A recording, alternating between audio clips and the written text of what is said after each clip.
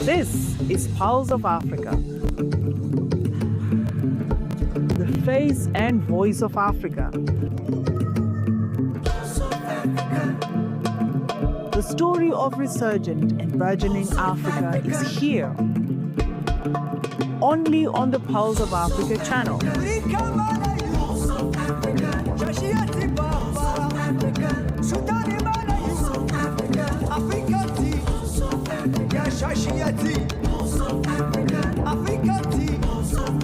Pulse of Africa, the face and voice of Africa.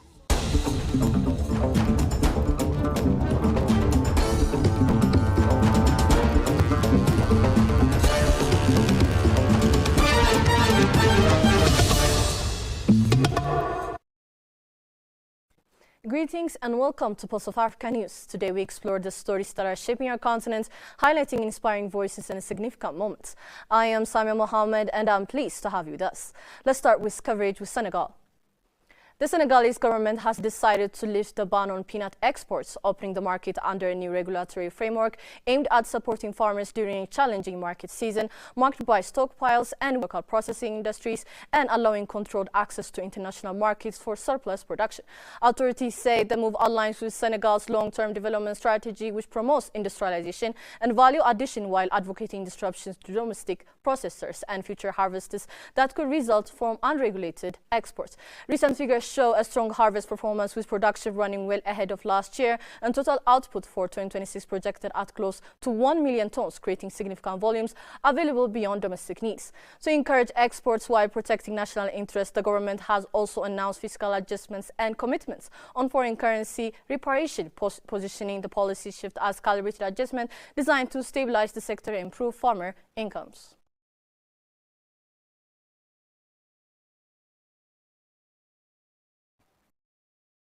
Cameroon has signed a new partnership agreement with Chinese construction firm China First Highway Engineering Company Limited to strengthen professionalism and university education and improve graduate employability. The agreement, signed with the Ministry of Higher Education in Yaoundé, focuses on closing the gap between academic learning and labor market needs by embedding practical, industry-based training into higher education. Under the framework, construction projects across Cameroon will serve as hands-on training platforms, allowing university students and recent graduates to gain real-world experience alongside their studies. Participants in the program are expected to receive professional certification upon completion, aimed at confirming their readiness for employment and easing their transition into the workforce. The partnership reflects broader Cameroon-China cooperation in education and skills development, with a focus on building a more competitive national workforce and expanding opportunities for young people.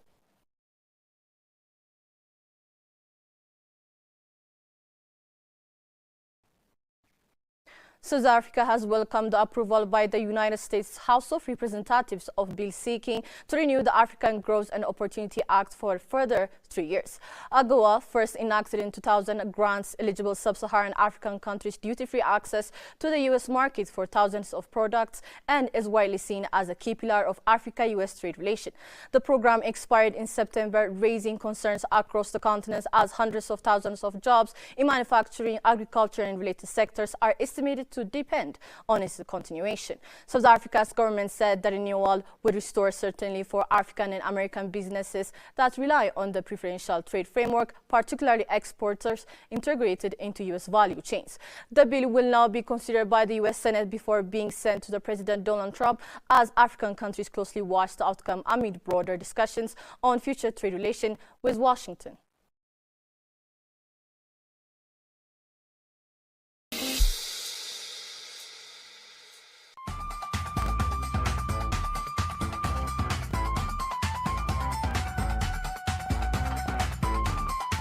In Ethiopia, more homes and businesses now have access to electricity. Access to power supports education, healthcare, and local businesses. Light changes lives.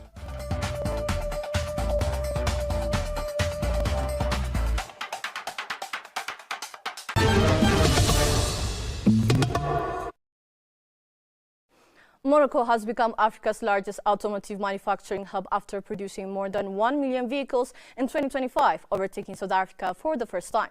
Industry data confirmed on 13th January 2026 showed the milestone marks a major shift in Africa's industrial landscape and positions the kingdom as competitive global manufacturing center.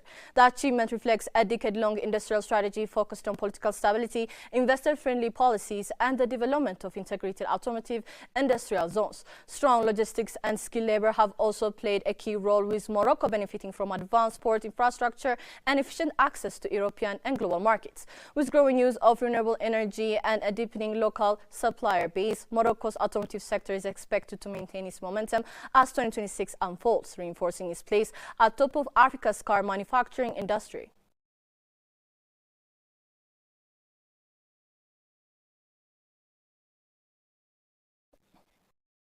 Ethiopia and Israel have successfully concluded the fourth round of political consultations in Jerusalem, led by Ethiopia's State Minister of Foreign Affairs, Ambassador Hadra Abera. The talks focused on strengthening bilateral, regional, and multilateral cooperation across development, trade and investment, technology, water conservation, training, and capacity building.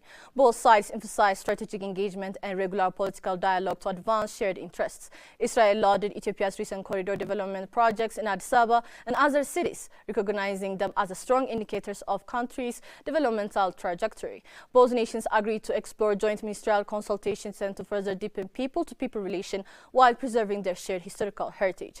Ethiopia and Israel maintain a long-standing partnership rooted in mutual respect, encompassing political dialogue, security cooperation, trade and investment, as well as collaboration in technology and innovation.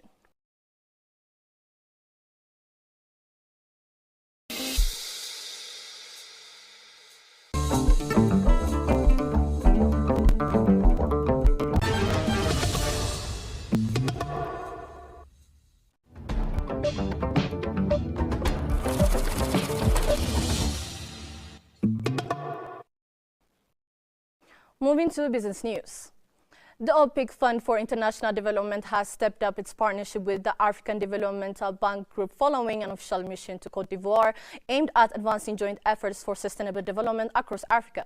The visit underscores a renewed commitment to deepen cooperation between the two institutions at a time of rising development and financial need on the continent. A central feature of the mission was the AFDB OPIC Fund Partnership Day held at the African Development Bank's headquarters, where senior leadership from both sides reviewed progress and aligned priorities.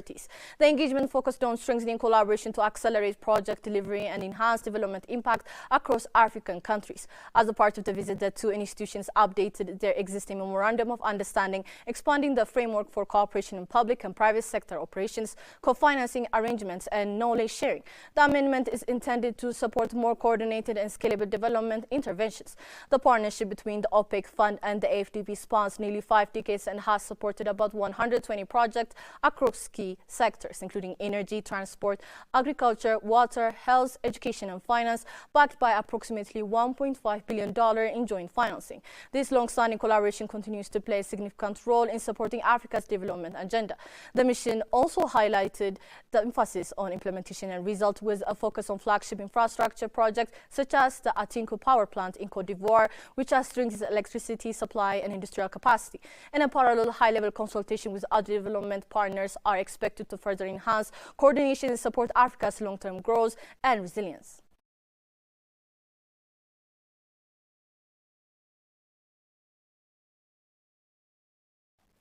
Coffee farmers are set to benefit in 2026 after Rwanda raised the minimum farm gate price for quality coffee cherries to 750 Rwandan francs per kilogram, a 25% increase from 600 Rwandan francs for 2025. The new price takes immediate effect and applies across the entire 2026 coffee season. The adjustment comes amid strong performance in coffee sector, supported by higher global prices and increased domestic production. Around 400,000 farmers depend on coffee for their livelihoods, making the price rise a significant boost to rural incomes. The higher minimum price is expected to strengthen incentives for farmers to invest in better quality and productivity, while competition among buyers is likely to keep actual selling prices above the official floor in many regions. The increase is largely driven by international market conditions, with Rwanda's average export price rising by 19% in 2025. A weaker local currency against the US dollar has also improved export returns, reinforcing the ability to pay farmers more.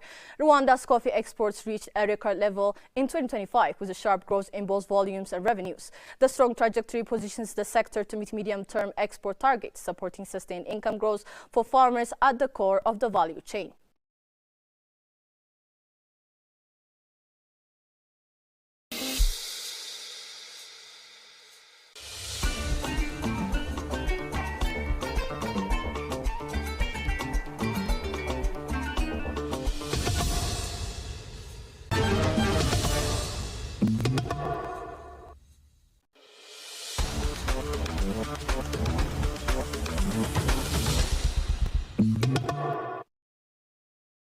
Now to sports news.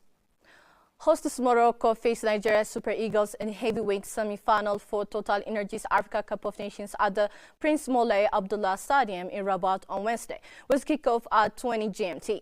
The clash brings together two continental giants, each driven by history, ambition and pull of a place in the final. Morocco enters the match buoyed by home support and the landmark achievement, reaching their first AFCON semi-final in 20 years. Consistency, belief and an energized crowd have defined their run as the Atlas Lions chase to return to the final and a second continental title since their long triumph in 1976. Nigeria arrived with redemption firmly in sight. Runners-up at the last edition, the Super Eagles are aiming to reclaim the AFCON crown for the first time since 2013, carrying momentum built on experience, resilience and strong performances in decisive moments. A tight tactical battle is expected between Morocco's Walid Regragui and Nigeria's Eric Chelle, with contrasting styles set to collide. Morocco's compact structure and swift transition will be tested by Nigeria's physicality, attacking threat and big match composure, where fine margins are likely to decide the outcome. It is the sixth AFCON meeting between the sides and their second semi-final clash, adding further weight to a night charged with continental significance.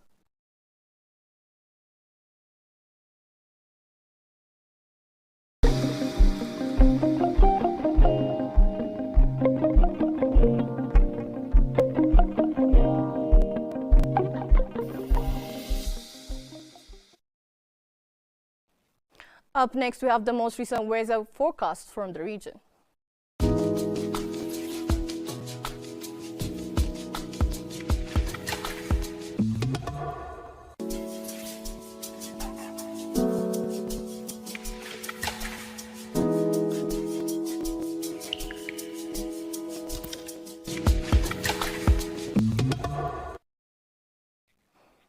That's all for today. Before I conclude, I would like to invite you to watch our weekly program, In Depth, which is coming up next. Thank you for tuning in and goodbye.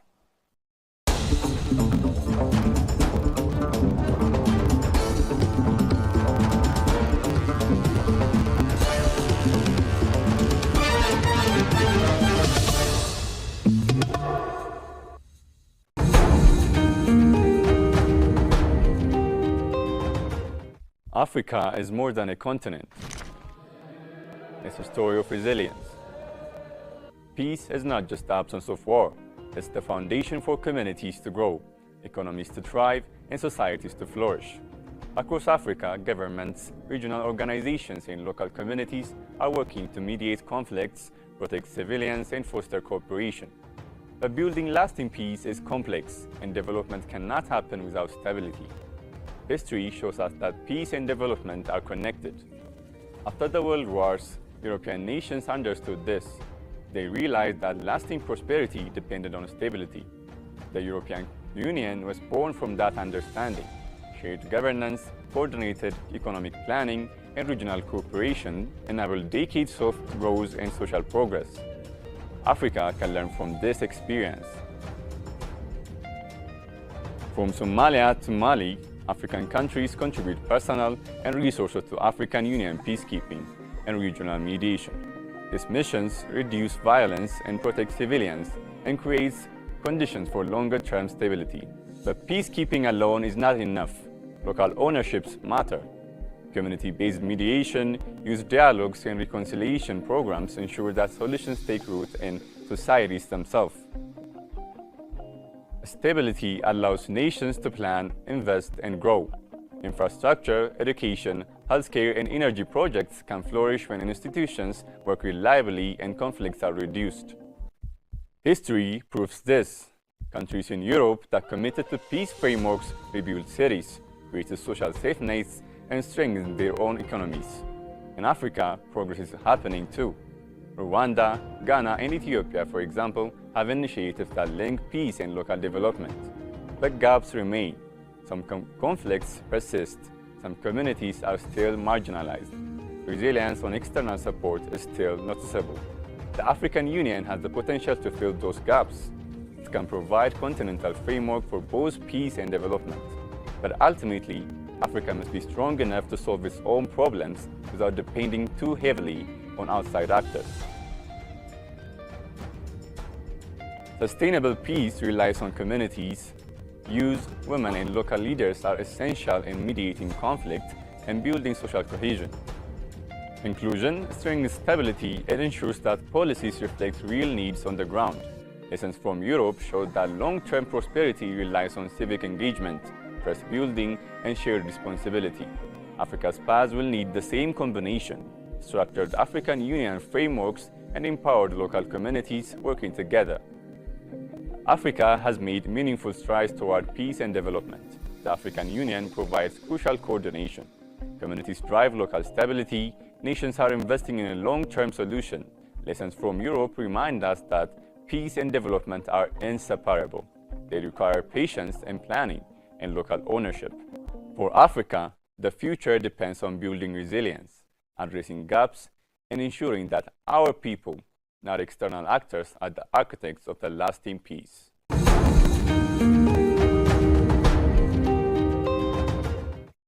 Joining me today is Abisalom Samson, a leading expert on African peace and development. Welcome to Pulse of Africa. Thank you for having me. Starting off with our first question, which centralizes the link between peace and development. How does peace function as a bridge for Africa's development agenda? Great, that's a good question. Peace for an Africa, for African, it's not like a luxury. It's one thing that we, as an African, we are looking for. Africa is pursuing peace for the last 2 or 3 decades, but Africa lost the lost opportunity since like colonial time. But once Africa gets its liberation in the year of 1960s, and since then, Africa is trying to bring their own peace, and then Africa passed through a lot of challenge, and then still Africa, as an African, we are trying to pursue peace because peace is very important for development. So for an African, as an African, peace is possible, but still we are facing a lot of challenge, but peace is very important, and it's one thing that we are aspiring for. Thank you, Abisalom. You've stated that peace is crucial as well as a fundamental pre-requirement for a developmental agenda. So moving on to our next question, which focuses on institutional frameworks. How does the African Union contribute to peace and security across the continent? Right, we need to see the history. So since most African countries get liberated from their colonial masters, so the next step is they try to come up with a platform where, since the Abuja Declaration, African states, they are trying to bring institutions. So since in 1718, Africa lost a golden opportunity because most African countries, they are working very hard on their nation building. But after the Cold War, African head of state, they are gathered in Durban, and they come up with African Union Commission or African Union. So when it comes to African Union has a different mandate, because when it comes to OAU doesn't intervene in most African countries' peace. But once one of the architecture change when it comes to African Union is, it creates African Union Peace and Security Council. So since 2002, so African countries, they are coming with peace, they make peace as their main core agenda. So since then, as African, they discuss about African issues at the AU level, and then for the last, I can say 2 decades, there is a good intervention and good progress when it comes to peace and peace discussions and peace agendas. You've mentioned the Abuja Declaration as well as the OAU and the AU. So for our viewers, in order to comprehend more about the founding principles of these institutions, can you clarify more about the Organization of African Unity and the now African Union? Yep. Since, as we all know about African OAU, or Organization of African Unity, so it stands since 1963. So one of the things that African head of state that they are trying to do is they want to bring peace, at the same time also development. But because of the charter doesn't allow any African countries to intervene in other African countries. So most of the countries are trying to build their own peace or sovereignty. But as African head of state, they realize that African peace doesn't only work within there. Also, they looking for institutions which is very strong. So they come up with the African Union. So African Union, it's not about the name change. It's all about the mandate. So African Union have a lot of, it grants a lot of mandate from OAU. So it's not about the name change also. So so the struggle now these days, most African countries, they realize that the power of peace. So once, if a certain country X, if they secure peace, automatically it's like with development. So even though we lost a lot of opportunities in 1960s and 70s, even during the Cold War, so as an African, there's a big difference between OAU and AU. It's not about the name, but also the mandate. So that's why we are here today to discuss about peace and development because of the architecture. So as an African, we have a lot of architecture these days. We can call it AGOA, or African Peace and Security Architecture, or African Governance Architecture. So they are all related with peace. So once we need to have all those structures implemented, then we can secure development and peace in Africa. Thank you very much, Absalom. That's very interesting. You have noted the mandate alterations as well as the transition to economic cooperation.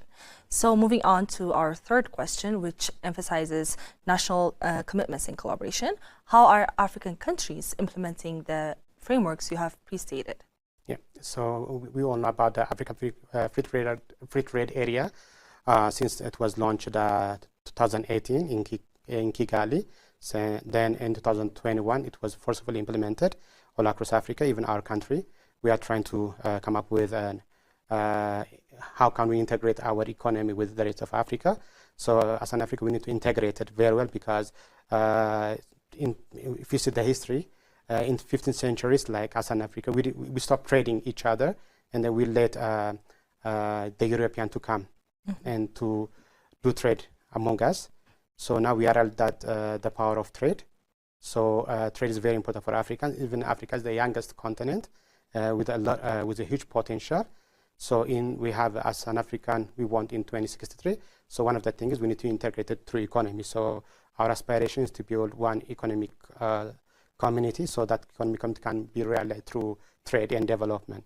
So that's why currently most African nations, they are trying to liberalize their economy to make sure that their African brothers and sisters have some part of it. That's why even there is a lot of cases that we can see, like Safari and so many African institutional companies, they are currently entering into Ethiopian market. Seems true, we are expecting Ethiopian companies to go global, especially in Africa, because currently the 23 countries, they are already ratified free movement of people. 4 countries are already, they submit their document to AU. So soon, we are expecting free movement of people all across Africa. So that will boost the trade and development in Africa. Very well said. So the significant involvement in African Free Continent Trade Area, which is also notably known as the AfCFTA, many countries are bridging the youth and local communities, as well as the Agenda 2063 principles. So what role do local communities, especially the youth, play in sustaining peace? Right. So they need to understand first the aspiration. So the Africa we want, when you say the Africa we want, in a 15 years long program, and then we are currently on the second decade. So within this the next 10 years time, the youth need to understand what's going on in Africa, because the sun aspiration is the dream that we're looking for. So the youth need to take a pivotal role when it comes to building a peace, because peace for Africa is not luxury. It's something we need to work. Peace is like by itself, it's very fragile by its nature. And once we lost it, it's very hard to bring it, because the cost of peace sometimes it's very hard, even when a country X have been in a war, after like an agreement and bring that country to a peace, it take a lot of time.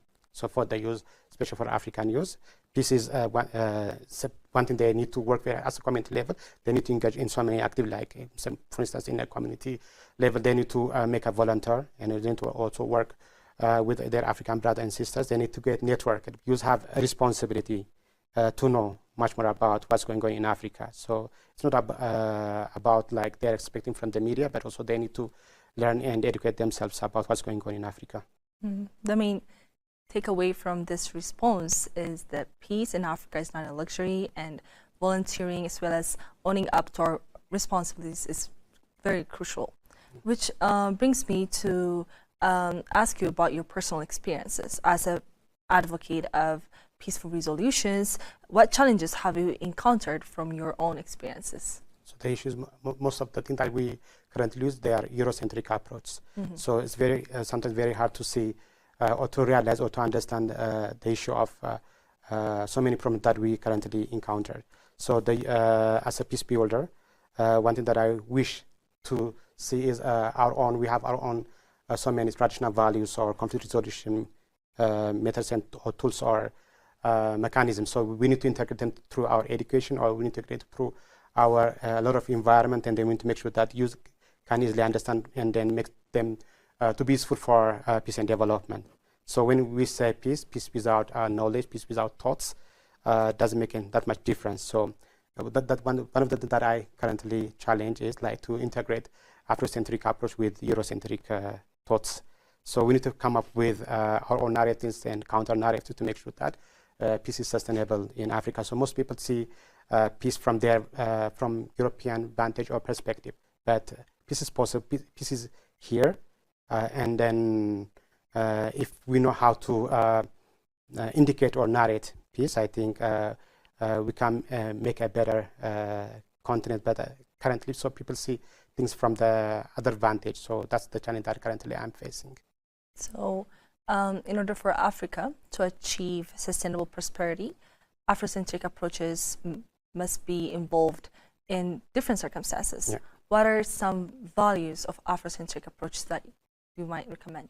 Currently, if you see in Ethiopia, we have more than 120 type of conflict resolution methods or modalities. Yeah, so we need to integrate them because that's the thing that we currently value. So a person needs to have some value, and then if you tell him about some approach which is not applicable to the current situation, so there will be a challenge for X guy. So the easy way out is we need to integrate our values through our education system or through our modality. Then we can make a better difference and we can make a better peace and development in Africa. So the issue is the thoughts and the reality doesn't align. So that creates a lot of issues. So we need to clear it out. The last question that concludes our discussion is to further integrate these recommendable approaches. What structural pragmatic measures do you call for on communal as well as on governmental levels? Okay. So we need to study them very well, and then we need to integrate it to the system, like through our educational system or through our values, because these values are very important, especially when we see the youth, they are ready even to learn and to integrate them to their day-to-day life. So most of us see we lost our identity or values because of Eurocentric approach. But if we start focusing on what we have, and if you capitalize on those, I think it's so easy for African to bring peace, because we have our own values, we have our own even way of developing our society and our community. So my issue is let's integrate our thoughts, and then it can bring a sustainable peace, because peace is possible. And then it's possible for me. If we do that, I think we can have a sustainable peace across Africa, including Ethiopia. Thank you very much for sharing, especially the focus on education curriculum. And that's all for today. Thank you for joining me. You are most welcome. Thank you for having me. This concludes our discussion on peace and development in Africa. It is evident that advancing sustainable development and ensuring lasting peace are interdependent imperatives for the continent's future. Thank you for joining us on Pulse of Africa, where we explore the critical issues shaping Africa's path forward.